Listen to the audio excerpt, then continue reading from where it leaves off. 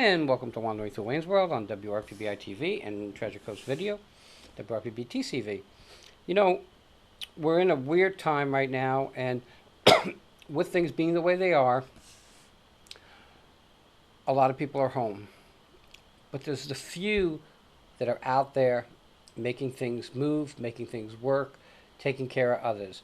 All our first responders, all our police, our fire, our doctors, our nurses, and then you got the people that work in Publix and Walmart and all those places, making sure that we have food, because that's how we live our lives. But there are other people that don't have the money for the food and that are hungry. With me, and if you've been with me over these years, you might recognize Deborah Morgan from Palm Beach Harvest. She was on with us years ago when this was at my house, and she is the one with the heart that goes out there every day and makes sure the hungry are fed. Hello. Hello, Wayne. How are you? Good, good. So it's been a long time, even though we spoke in between. Right. So Palm Beach Harvest, still around after all these years. How many years? 22. Okay, so let's just take a minute and talk about the beginning. Why did you even start Palm Beach Harvest? It's a very simple story of interviewing a young schoolboy, and we were trying to find out what children were eating in the summertime before the summer lunch programs. So I interviewed a little boy, I think he was a second grader, and I asked him, "What did you have for breakfast this morning?" And he goes, "I didn't eat today." And I said, "Well, why didn't you eat breakfast?" And so he paused for a little bit, and he had this funny look on his face. And he looked at me and he said, "It wasn't my turn." And I didn't know what to do with that information. It just shocked me. Right. And so I knew I had to do something. I didn't know what I was going to do. And I just knew I had to do something to change that. So you start Palm Beach Harvest. I did. Feeding the hungry. Correct. So it's really not about feeding the homeless. Not that you wouldn't feed the homeless, but there are people that live in homes that just don't have enough to get by. Right, right. And let me retract a minute, because I didn't start this. There were a group of people that were concerned just like me, and I actually joined them. So there was a small nucleus group that grew out of the need that I'm talking about as well. So I'm thanking a lot of people behind the scenes that now you're looking that have other entities like the Palm Beach County Food Bank and things that grew out of that time. So I can't take the total credit. I was just a volunteer. Wow. And so I started transporting food, and my daughter and I, who was about 14 months at the time, would get in the car and we go to our designated pickup spot, Publix on Congress Avenue, take it out to the Boynton Beach Soup Kitchen to Enrique out there, which he's still doing the same thing. And that's how it started. And as we evolved and grew and went along, some people stayed, some people didn't. And this is where we're at today. Today we have 164 food donors. Wow. Okay, some of those are multiple donors, but 164 food donors, and we rescue 5.5 million pounds of food a year that otherwise would be thrown away. Okay, so now we're in this crisis. Right. And there you are plugging away. Let's just take the month of, we're in April, let's take the month of March. Okay. Okay? How much food did you do in the month of March? Do you know? We do 10,000 pounds a day. Okay. So Now we're stopping and morphing a little bit, because we have nearly 100 volunteer transporters. So we're divided up so that the food donor, the volunteer transporter, the receiving agency all live in the same zip code, right? So we pulled out all of our volunteers, 98%, and say you can't drive now. So the grocery stores, some of the big box stores are still donating like they were, but now we're minus 98% of our volunteer drivers. Food has gone down, and that recovered food, I would say 80%. Then, but we're now growing even larger. We're in the last 2 weeks, we've distributed 250,000 pounds of food. In 2 weeks? In 2 weeks. Wow. 250,000 pounds of food, bulk food, via donors like the Palm Beach County Food Bank, different other bulk donors, Farm Share, different people that have us moving their big, large shipments of food via semis. So we're doing it differently. And again, we all have to just kind of meld into what the situations are. That's it. And this is a situation hopefully we'll never be in again. So let me ask you this. So you did 250,000 pounds of food. Mm-hmm. But you're still doing meals, just not as many because you can't have the help? These hot meals we weren't doing at all. Okay. So, but now we Yeah. are. All right, so Right. since you mentioned it, what is this? What's in this meal? Okay. Are they the same? Right, they're the same. Okay, so- So this is zucchini and stewed tomatoes. This one has chicken thighs in it, and then these are little roasted potatoes with rosemary. We did brisket, we've done ham, we've done turkey, we've done chicken. All right. Where does this food come from? I know it comes from multiple places. Right, donors mainly. We had a couple large restaurants that had excess food that closed down. So then we're looking for food donations. So we've been buying this chicken, the protein. A lot of the vegetables are coming from the bulk produce that is being donated to us. Because restaurants aren't buying, Right. so but you guys know me. I'm not a vegetable eater. But for someone's health who doesn't get to eat, it's really important for everybody's health. I take it back. I'm not a vegetable eater. Okay. So we were talking on the phone, and you have one company, Brown's. Brown distributors, right? Mhm. Okay. And when we spoke, you were telling me, that they deliver twice a week to you at that time. I don't know what's happening now. Well, they move food for us. Oh, okay. So they're a distributing company. So they've called us and said, "Can we move? Can we help in any way?" And I went, "Boy, can you help!" So they're distributing, Brown Distributing. They're distributing our food. So the food that I get donated, the big surplus bulk pallets of food, and you'll probably show some pictures. So they show up via the food bank or wherever we're picking up from. They load for us, and then they take it to the destination, free of charge. Okay. So they have their semis, I guess, Yes, that help you out. right. So I guess that's important too. So I guess anybody out there that can do stuff like that should definitely contact Palm Beach Harvest. Yes. Because that's something you definitely can use. Mm-hmm. I remember back in the day, you had one truck, Mm-hmm. and it was constantly breaking down. It was always that truck. Yeah. It was always breaking down. Yeah. Yeah. It's a blessing today that you have other people helping out. You could no way do what you're doing today without the help. What other help do you need? I mean, we have tons of people out there. What other help do you need? Well, first of all, to thank some of the people that have come to our rescue, like Brown Distributing. Our first rescuer was when we decided to start doing this food and cooking these hot meals was the Big Heart Brigade, and I called on them, Tom Dorita and Chuck Dietman, and I called and I said we need a grill, and they were there the next morning. What a grill. A huge grill. It's so big, and it's got rotisseries in it, and it's exciting. So we're able to cook all of our vegetables on the grill, all of our meat, and if we didn't have that, we were in business. So at the Lakeside Presbyterian Church, it's closed. They've given me the whole kitchen facility, the whole fellowship hall, and that's where we're doing all of our logistics as far as the cooking, the plating, and tremendous. While you're talking, they're seeing some of the stuff behind us on the green screen. Okay. So they'll get a handle of it. You'll get an because idea. It's a job. Right. It's overwhelming. And so then we have people like Cheney Brothers who loaned us a refrigerated trailer. Then we have another company in Fort Lauderdale that's a smaller trailer that's our food prep trailer. So all this stuff has come in to just get us mobile. So then we have chefs who are out of work who volunteer their time. These are certified chefs that otherwise they have catering companies and they have businesses. So they came in and now they're cooking. So then now we're getting volunteer teams together.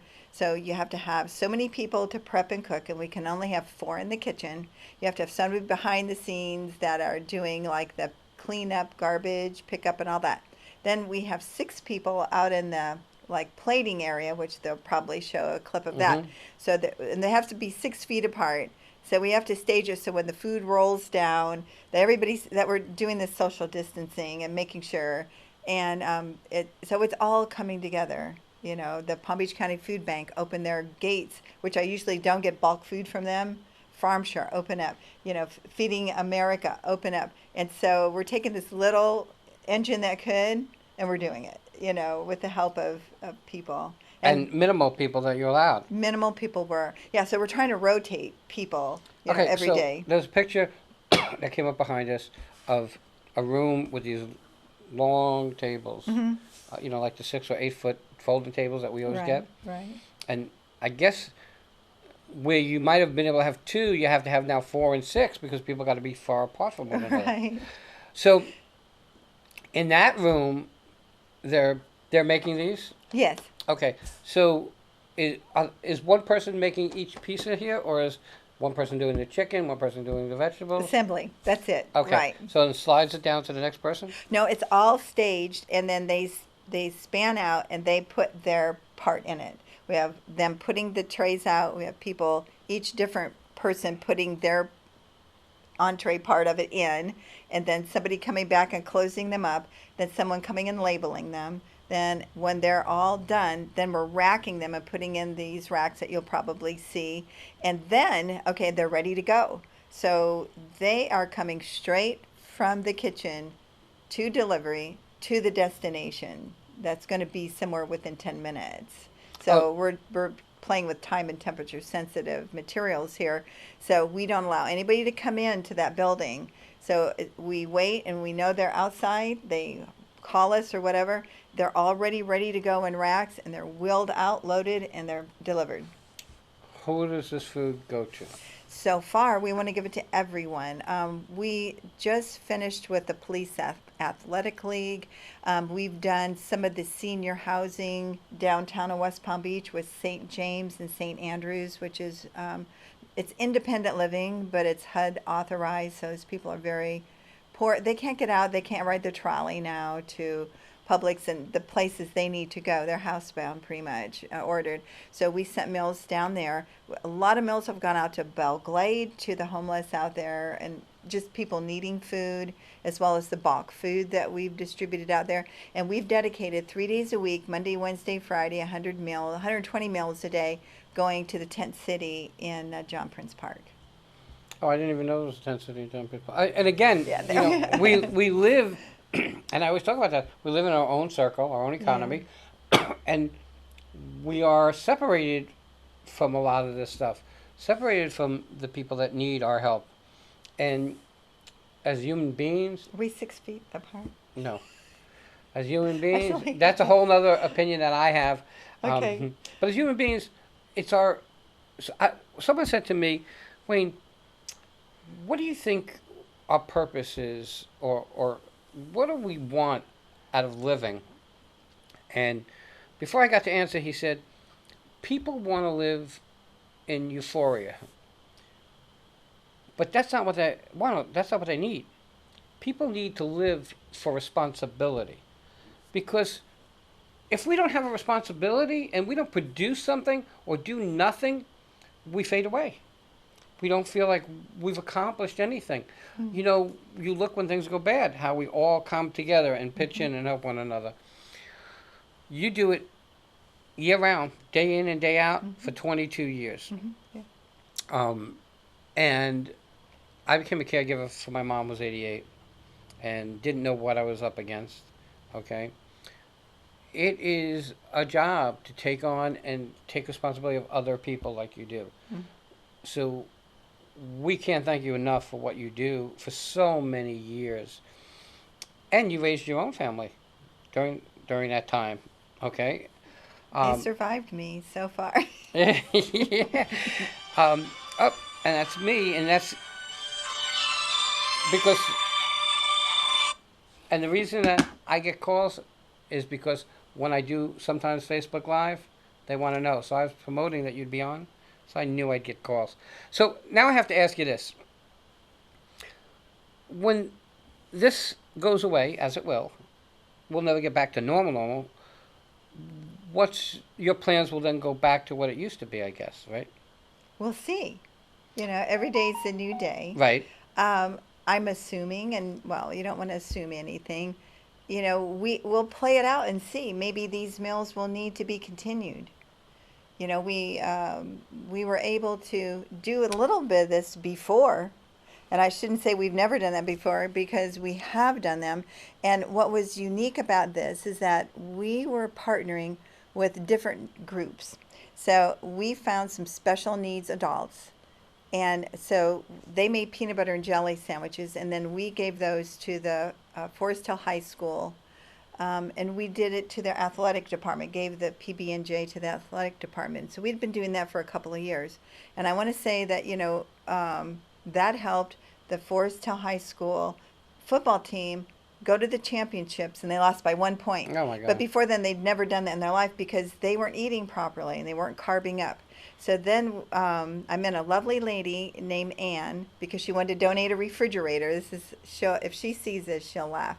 So then that's what she does in Pennsylvania. Mm-hmm. So she gave me the idea of doing it and then using these special needs adults to, interact. So we've got everything going on here. We've got special needs adults who are contributing. They're gaining attention span. They're learning new skills because we're trying to make them as skill ready as possible for the world as we can. And then people are eating, right? That which is super important. Super important. And they're getting a nutritious meal. Right. Now, the food that we were using then was all recovered from private schools, from their cafeterias that had their real known high-end private schools. So they have high-end private food. Right. And so we were taking that food and replating it in these meals. And so we were actually doing, I don't know how many a week back then anyway. So will we go back to that? Yes, we will. Will we go back? Will the donors still have the same amounts of food to donate? Will we go back to that? Yes. And whatever else we can do. Isn't there a law that states that, because the concern is donated food and businesses are afraid of being sued. Isn't there a law that protects them? Thank you for bringing that up.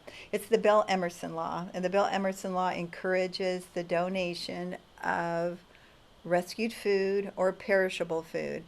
It even covers interstate transportation of food.